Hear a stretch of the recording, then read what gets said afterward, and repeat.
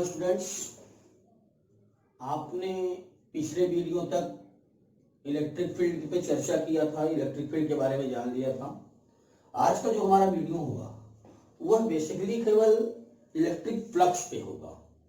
सिर्फ electric flux क्या है, इलेक्ट्रिक फ्लक्स के बारे में जानेंगे और थोड़ा बहुत गॉस थ्योरम में एंट्री कर जाएंगे। तो क्या है इलेक्ट्रिक फ्लक्स, उससे पहले हम एक टॉपिक आपको बताते हैं, एरिया वेक्टर क्या है। एरिया वेक्टर क्या होता है, यह आपका एक्सिस है, एक्स वाई और जेड, और यहां पे एक स्क्वायर मैंने बना दिया जिसकी साइड है ए, सब साइड ए है। और आपसे कोई पूछे कि एरिया क्या होगी, A B C O, area of A B C O, तो क्लास 10 तक पढ़ने वाला बच्चा बताएगा फार्मूला होता है एरिया पे स्क्वायर साइड स्क्वायर माने ए स्क्वायर। लेकिन अब आप यह केवल नहीं बताएंगे, आप बताएंगे एरिया एक क्या है, वेक्टर क्वांटिटी है। एरिया एक वेक्टर क्वांटिटी है, तो जब एरिया एक वेक्टर क्वांटिटी है तो आप वेक्टर पे ध्यान दोगे। तो क्या लिखोगे आप, इसको लिखोगे area vector A is equal to vector A cross vector A, जिसे आप लिखते हैं ए साइन, अरे भाई ए क्रॉस ए आपने फर्स्ट में पढ़ा होगा, क्रॉस प्रोडक्ट माने क्या होता है, ए क्रॉस ए माने ए dot A into sine theta. Sine theta मतलब कितने डिग्री का एंगल बन रहा है, 90 डिग्री का। तो आप बताएंगे क्या आएगा, ए स्क्वायर साइन 90 डिग्री, और साइन 90 की वैल्यू 1 होती है तो आप बताओगे ए स्क्वायर।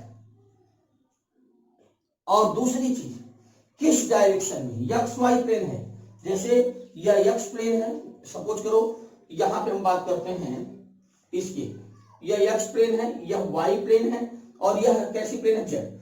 तो जो एरिया वेक्टर है यदि एक्स वाई प्लेन पे है तो कैप जे इंटू कैप के। क्यों? क्योंकि एरिया वेक्टर परपेंडिकुलर होता है सरफेस के, हमेशा जो भी सरफेस है उसके परपेंडिकुलर होता है एरिया वेक्टर, यह होगा इस सरफेस के परपेंडिकुलर। तो एक्स प्लेन वाई प्लेन पे है, परपेंडिकुलर कौन सा प्लेन है, एक्सिस है, जेड एक्सिस है, और जेड एक्सिस पे यूनिट वेक्टर क्या होता है, आपने 11th में पढ़ा होगा, कैप आई एक्स एक्सिस पे कैप जे, वाई एक्सिस पे कैप के। अब प्रश्न यह आता है कि जो सरफेस है अगर प्लेन है 2D है तो एक दोनों तरफ हो सकता है एरिया वेक्टर, इधर भी हो सकता है और इधर भी हो सकता है, माने इसके बाहर भी हो सकता है एरिया वेक्टर, यहां भी, और इससे इधर भी हो सकता है, माने प्लस में भी हो सकता है एरिया वेक्टर, माइनस में भी हो सकता है। तो आप प्लस कैप के लो या माइनस कैप के लो, कोई फर्क नहीं पड़ता। तो आपको मैंने एरिया वेक्टर बताया किसी सरफेस के परपेंडिकुलर आउटसाइड होता है या इनसाइड होता है 2D में, जबकि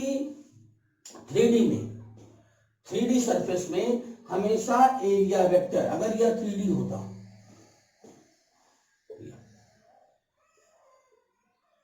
अब आपसे मैं कहता अगर इसका एरिया वेक्टर क्या होगा, एरिया वेक्टर की बात की, जैसे हम बात करें सॉलिड की, किसी कोई सॉलिड है, सपोज करो यह सॉलिड है, इसका एरिया वेक्टर क्या होगा, अरे एक सरफेस ये होगा, एक 2 हुआ, एक 3 हुआ, एक 4 5 6 सरफेस है। तो 3D सरफेस में एरिया वेक्टर आउटसाइड केवल बाहर होगा, एक तो यह एरिया वेक्टर हो सकता है, एक एरिया वेक्टर नीचे हो सकता, इसके भीतर वाला एरिया वेक्टर नहीं होगा सॉलिड के, इससे बाहर वाला होगा, इसके भीतर वाला नहीं होगा। माने सॉलिड में एरिया वेक्टर आउटसाइड होता है, बड़ा इंपॉर्टेंट है, न्यूमेरिकल में बहुत काम करेगा आपके। एरिया वेक्टर किसी सरफेस के परपेंडिकुलरली होता है, और 2D में वह परपेंडिकुलरली आउट और इन दोनों हो सकता है, जबकि 3D में यह केवल एरिया वेक्टर सरफेस के आउटसाइड होता है। अगर सरफेस के आउटसाइड होता है एरिया वेक्टर, और इससे कुछ क्वेश्चन आपको देखना हो, जैसे अगर हम बात कर दें तो एरिया वेक्टर समझ में आ गई नहीं, एरिया वेक्टर क्या होता है, एरिया वेक्टर सरफेस के परपेंडिकुलर होता है। आप कहेंगे कि जो क्या कहेंगे, अब यह इसका एक सरफेस यह है, एक सरफेस यह है, ये तो एरिया वेक्टर यह होगा, इसका एक सरफेस नीचे है, यह एक यहां होगा, एक सरफेस यह है, यहां होगा, एक सामने वाला और एक पीछे वाला, इसका एरिया वेक्टर यह होता है, सब आउटसाइड होता है। जबकि 2D में एरिया वेक्टर हमेशा इनसाइड होता है। इसी का प्रयोग मैं आगे करूंगा। इससे पहले एक छोटा सा पार्ट और पढ़ा दें आपको, और आपने पढ़ा भी होगा 11th में हो सकता है। क्या होता है plane angle? What is plane angle? Plane angle क्या है? प्लेन एंगल होता है किसी सर्कल के सेंटर पर, सर्कल के किसी अर्क से जो एंगल फॉर्म होता है, that angle form by a arc, that angle form by an arc on the centre of circle.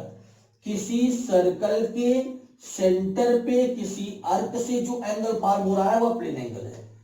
इसका यूनिट होता है रेडियन। आपने पढ़ा होगा ये सब, मैथ में भी पढ़ा होगा 11th में, और यह फिजिक्स में भी आपने पढ़ा होगा 11th में स्टार्टिंग में। तो क्या होगा प्लेन एंगल? प्लेन एंगल होता है जो सर्कल के सेंटर पर किसी अर्क से एंगल फॉर्म होता है, वह रेडियन होता है उसका यूनिट। अब रेडियन क्या होता है आप बताओगे? रेडियन का मतलब, वन रेडियन क्या है? What is one radian? One radian होता है जब अर्क की लेंथ ऑफ अर्क अपर लेंथ ऑफ रेडियस इक्वल हो, मान लिया दोनों सेम हो तो उसे एक रेडियन कहा जाता है। दूसरा होता है सॉलिड एंगल। क्या होता है सॉलिड एंगल? सॉलिड एंगल क्या होता है? सॉलिड एंगल किसी स्फीयर से, स्फीयर के सेंटर पे किसी एरिया द्वारा जो एंगल फॉर्म होता है, that angle form by an area of A sphere on the centre. किसी स्फीयर से, जिसे अगर तरबूज ले लीजिए और उसको काट के निकाले तो उसके द्वारा जो एरिया निकलेगी उससे जो सेंटर पे एंगल फॉर्म होता है वह क्या होता है? वह होता है सॉलिड एंगल। सॉलिड एंगल का यूनिट होता है स्टेरेडियन। स्टेरेडियन इसे ओमेगा से रिप्रेजेंट करते हैं। ओमेगा बराबर होता है A upon R square, A upon R square. अब क्या होता है वन स्टेरेडियन? जब एरिया उसके रेडियस के स्क्वायर के इक्वल हो, एरिया रेडियस के स्क्वायर के इक्वल हो तो जो एंगल फॉर्म होता है वह वन स्टेरेडियन होता है। अच्छा, एरिया को हम लिख सकते हैं ओमेगा, या छोटा पार्ट ले लेंगे तो डी ओमेगा बराबर एरिया होता है स्क्वायर का 4 pi R square upon R square, माने 4 पाई आर 4 पाई। आपको मालूम हो गया क्या होता है सॉलिड एंगल। तो सॉलिड एंगल मैंने आपको बता दिया क्या होगा, सॉलिड एंगल 4 पाई होगा। तो मानिए सॉलिड एंगल कभी हमको जरूरत पड़ सकती है इसके बारे में, लेकिन हम प्लेन एंगल, सॉलिड एंगल पीछे भी आपने पढ़ा होगा, 11th में भी पढ़ा होगा। अब हम आते हैं आपके टॉपिक पे, वह इंपॉर्टेंट टॉपिक है इलेक्ट्रिक फ्लक्स। क्या होता है इलेक्ट्रिक फ्लक्स?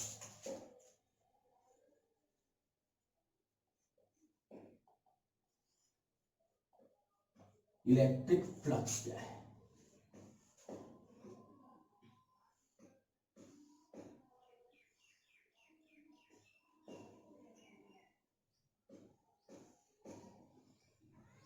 अब देखिए यह आपका लाइन है,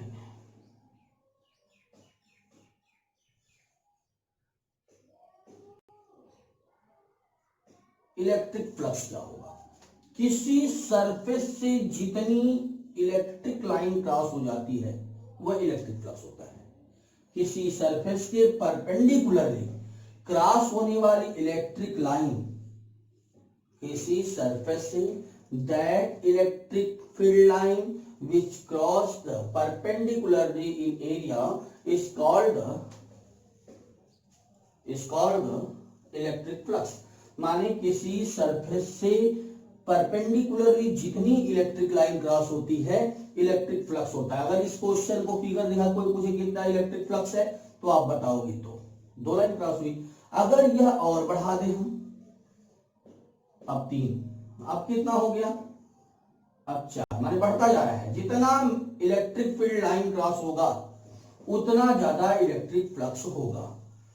तो इसका मतलब जो इलेक्ट्रिक फ्लक्स है वह डिपेंड करता है इलेक्ट्रिक फील्ड लाइन पे, इलेक्ट्रिक फील्ड इंटेंसिटी पे। दूसरा, यदि हम इसकी एरिया बढ़ा दें, एरिया बड़ी कर दें, तब ज्यादा इलेक्ट्रिक फ्लक्स लाइन क्रॉस होने लगेगी, और जब ज्यादा क्रॉस होगी तब भी फ्लक्स ज्यादा होगा। और यह एंगल पे भी डिपेंड करता है, इसलिए फाई बराबर होता है ई A cos theta, E A cos theta. तो आप इलेक्ट्रिक फ्लक्स के बारे में बताएंगे क्या? डिफिनीशन इलेक्ट्रिक फ्लक्स फाई मैंने तो एक डिफिनेशन बता दिया थ्योरेटिकली कि किसी एरिया से परपेंडिकुलरली क्रॉस होने वाली इलेक्ट्रिक फील्ड लाइन का जो नंबर होता है वो इलेक्ट्रिक फ्लक्स होता है। लेकिन आप क्या डिफाइन करोगे, डिफाइन कैसे करोगे, लिख सकते हो the product of the electric field intensity and area is called the electric flux. Electric flux क्या है आप बताओगे, the product of the electric field and area. क्योंकि इलेक्ट्रिक फील्ड वेक्टर क्वांटिटी है, एरिया वेक्टर क्वांटिटी है, और यह जो इलेक्ट्रिक फ्लक्स है ये स्केलर क्वांटिटी, इसलिए डॉट प्रोडक्ट लगाया। तो आप फाई बराबर क्या लिखोगे, ई ए कॉस थीटा, यह आप जानते होंगे स्केलर प्रोडक्ट के लिए। तो हमने बताया किसी एरिया के परपेंडिकुलरली क्रॉस होने वाले इलेक्ट्रिक फील्ड लाइन को इलेक्ट्रिक फ्लक्स कहते हैं, या यह भी कर सकते हैं the product of the electric field and area is called the electric flux. Electric flux समझ आ गया। इलेक्ट्रिक फ्लक्स क्या होता है, हमने बताया किसी सरफेस के परपेंडिकुलरली क्रॉस होने वाली electric field line electric flux होती है। अब इलेक्ट्रिक फ्लक्स से रिलेटेड कुछ चीजें और जान लें। क्या होगा इसका यूनिट, इलेक्ट्रिक फ्लक्स की यूनिट क्या होगी, unit of electric flux. Intensity की यूनिट होती है न्यूटन पर कूलम्ब इंटू मीटर स्क्वायर, या लिखेंगे न्यूटन मीटर स्क्वायर पर कूलम्ब। अगर इलेक्ट्रिक फ्लक्स की यूनिट आपको निकालना हो तो आप बताएंगे न्यूटन मीटर स्क्वायर पर कूलम्ब। अब जैसे इससे कुछ क्वेश्चंस आ सकते हैं, कैसे कैसे न्यूमेरिकल्स आ सकते हैं। इलेक्ट्रिक फ्लक्स आपने जान लिया, the product of the electric field line and area is called electric flux. अब आपसे क्वेश्चन क्या हो सकता है, हाँ एक चीज और ध्यान दीजिएगा, जो कॉस थीटा मैंने लिखा है phi is equal to E A cos theta, यह जो थीटा यह किसके बीच का एंगल होगा, यह angle between theta is angle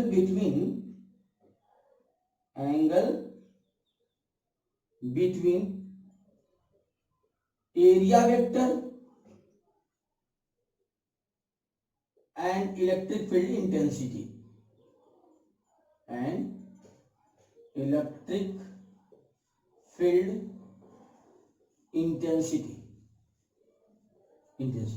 माने जो थीटा है यह एरिया वेक्टर और इलेक्ट्रिक फील्ड इंटेंसिटी के बीच का एंगल है।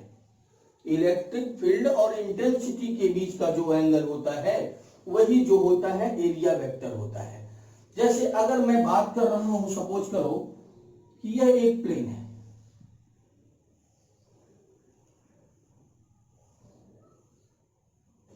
और इससे जो लाइन क्रॉस होती है इसकी साइड मैंने मान लिया ए है, कह रहा है क्या होगा इलेक्ट्रिक फ्लक्स। तो यह एरिया वेक्टर भी इसका कहां होगा, जैसे यह प्लेन है, सपोज करो यह प्लेन है, यह प्लेन है, यह प्लेन है, प्लेन है, तो इससे परपेंडिकुलरली लाइन क्रॉस हो रही हो। अगर इसको ऐसे प्लेन कर दे तो नहीं क्रॉस होती लाइन, अगर यह क्रॉस होगी तो इसका एरिया वेक्टर कहां होगा, इसका एरिया वेक्टर भी इधर होगा जिधर इलेक्ट्रिक फील्ड लाइन जा रही है। अरे भाई इसका तो इससे जो लाइन क्रॉस होगी यही एरिया वेक्टर है, परपेंडिकुलर आउटसाइड या इनसाइड, एरिया वेक्टर क्या होगा आउटसाइड या इनसाइड होगा। तो इलेक्ट्रिक फील्ड लाइन जो होगी क्या होगी, जिधर ये इलेक्ट्रिक फील्ड लाइन है इधर ही एरिया वेक्टर है। तो आप लिख सकते हो इलेक्ट्रिक फ्लक्स फाई बराबर होगा, मान लिया इंटेंसिटी ई है, ई इंटू ए माने ए स्क्वायर एरिया हो गया, इंटू कॉस, और जो दोनों के बीच का एंगल कितना है एरिया वेक्टर और इलेक्ट्रिक फील्ड के बीच का एंगल 0 है। अरे भाई जिस दिशा में एरिया वेक्टर है उसी दिशा में तो इलेक्ट्रिक फील्ड लाइन जा रही है। इलेक्ट्रिक फील्ड लाइन और एरिया वेक्टर के बीच का एंगल लिया जाएगा थीटा, तो आएगा आंसर ई ए स्क्वायर। मैं समझ सकता हूं, अगर नहीं आया तो एक दूसरा न्यूमेरिकल देखते हैं इसके लिए। जैसे अगर दे दिया है, जैसे सपोज करो यह एक सर्कल दिया है और यह इलेक्ट्रिक फील्ड लाइन है, यह इलेक्ट्रिक फील्ड लाइन है, ये तो इलेक्ट्रिक फील्ड लाइन है और इसके बीच का एंगल यह दिया है 30 डिग्री, जबकि इसका रेडियस दिया है r है सर्कल का। इससे इलेक्ट्रिक फ्लक्स कितना गुजरेगा? तो फाई बराबर फार्मूला होता है ई ए कॉस थीटा। अब ध्यान दीजिएगा सर, ई मान लो क्वेश्चन ऐसा दिया है फिगर में, तो ई माने ई इलेक्ट्रिक फील्ड इंटेंसिटी आपने ई माना है, यूनिफॉर्म इलेक्ट्रिक फील्ड है, uniform electric field intensity E. Area क्या होगा? Pi R square, pi R square into cos theta. Cos theta किसके, थीटा किसके बीच का एंगल होगा? एरिया वेक्टर, यह एरिया वेक्टर है, एरिया वेक्टर और electric field line, electric field line जा रही है देखिए, तो इसका मतलब यह एंगल आपको चाहिए, आपको यह एंगल चाहिए। यह एंगल कितना है? 60 डिग्री। कितने डिग्री का है? 60 डिग्री का एंगल है। तो आप लिखोगे क्या कि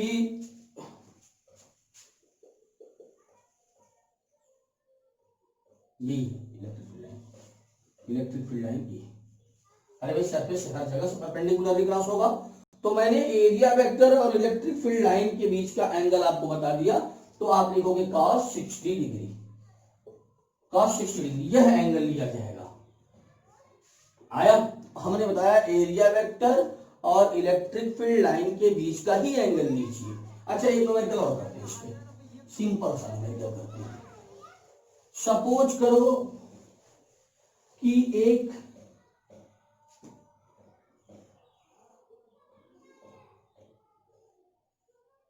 ये साइड ए है, ये है, एक क्यूब हो गया, इसकी साइड ए है, यह बना दिया मैंने प्यारा सा सुंदर सा सॉलिड।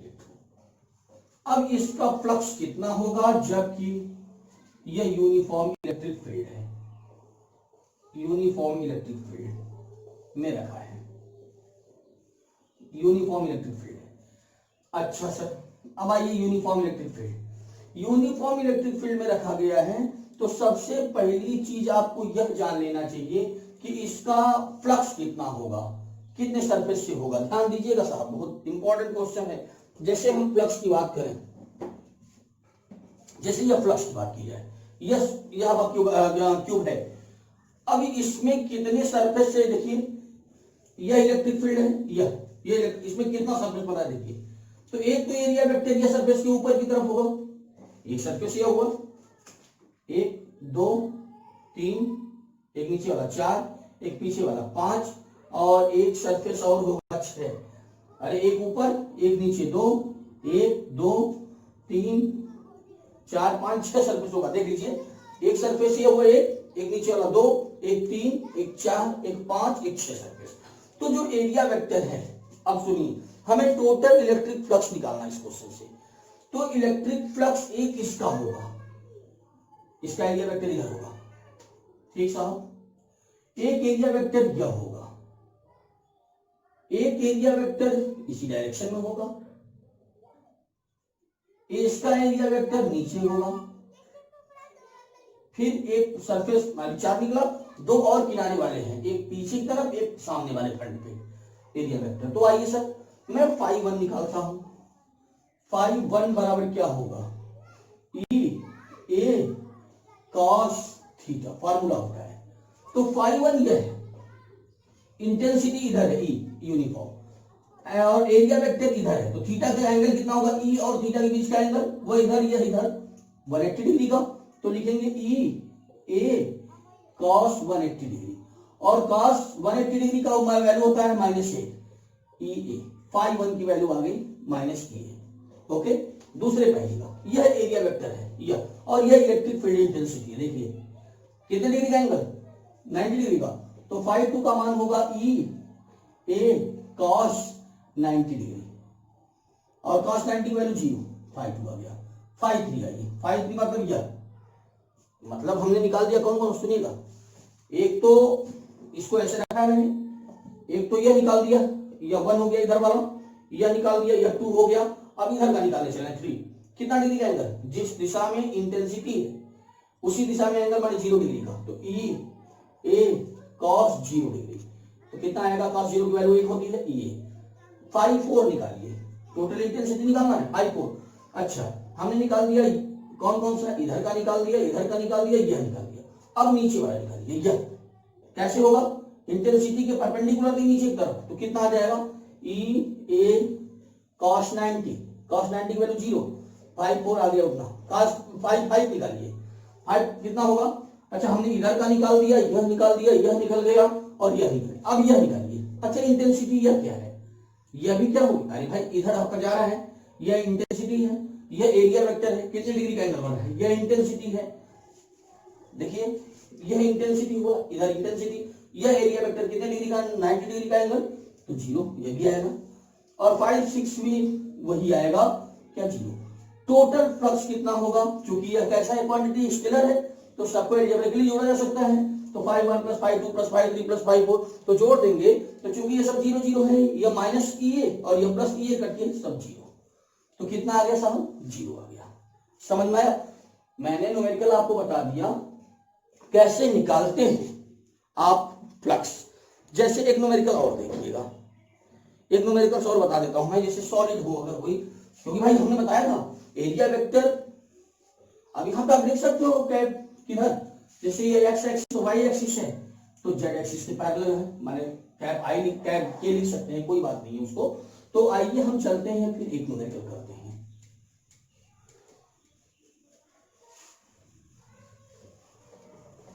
फ्लक्स पे एक न्यूमेरिकल और किया जाए। आपको ध्यान देना है कि एंगल जो होना चाहिए इलेक्ट्रिक फील्ड इंटेंसिटी और एरिया वेक्टर के बीच का होना चाहिए। अच्छा जैसे मान लो दे दिया है